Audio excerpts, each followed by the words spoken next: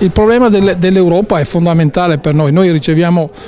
800 nel Veneto, 800 milioni all'anno dall'Unione Europea, per cui effettivamente è determinante sapere con quali politiche li spendiamo. Dal punto di vista nostro, come Forma Veneto, il convegno di oggi nasce anche dall'esigenza di far conoscere alla gente i meccanismi di come funziona il principale nostro finanziatore, perché è da lì che possiamo capirne le logiche e anche lì gli indirizzi prima politici e poi operativi. L'aspettativa rispetto all'Europa è che in tema di formazione, lavoro e inclusione sociale ci siano i principali temi da parte dell'Unione Europea, magari non dico tralasciando a altre, ma certamente investendo di più lì dove effettivamente la gente ha bisogno di